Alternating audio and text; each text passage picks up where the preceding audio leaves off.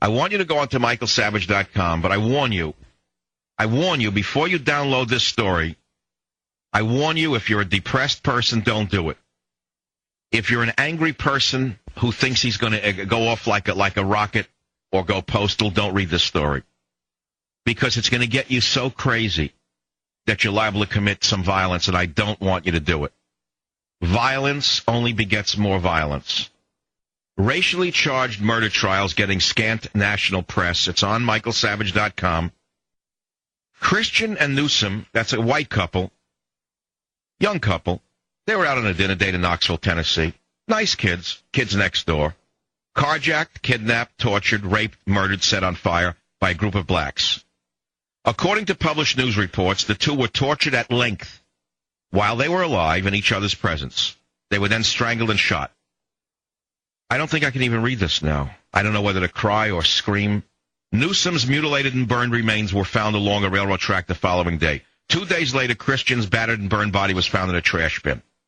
The suspects were quickly arrested and charged with carjacking, kidnapping, rape, premeditated murder, theft, and robbery. It's a gigantic story. Not covered. Wolf Blitzer, that empty piece of garbage. Wolf Blitzer, that thing that should never...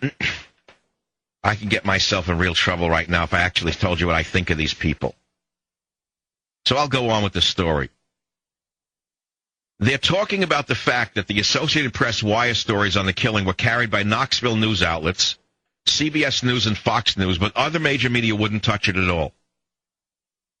Search of the Nexus database found that the May 8th story on this website, aside from this one, no other major media outlets have reported the case. ABC, CBS, NBC, CNN, and the New York Times would not return calls. They wouldn't cover it. However, conservative talk host Michael Savage said on his May 9 radio program that the Knoxville situation got me sick. So they called up a professor of journalism, don't you know, by the name of Robert Zelnick. And he's at Boston University.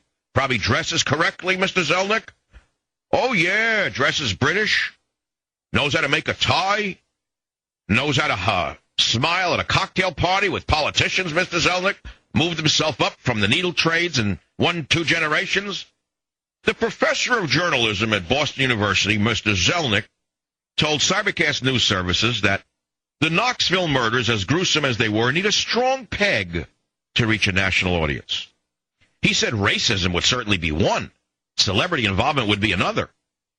But the coincidence of white victims and black perpetrators doesn't pass muster, though the coincidence of white perpetrators and black victims might, because of its relative infrequency. And so there it is. So Zelnick says the reason it hasn't been picked up is because it's not sexy. After all, she's just a white girl and he's a white boy, and they're just black guys who, well, they just did them, that's all.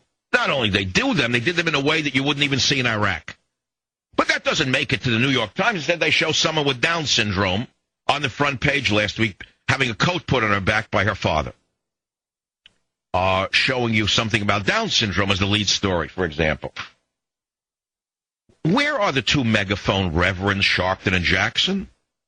I would think that raping, mutilating, torturing, and setting people afire is worse than a radio insult, and yet the good reverends are nowhere to be found. Isn't that interesting?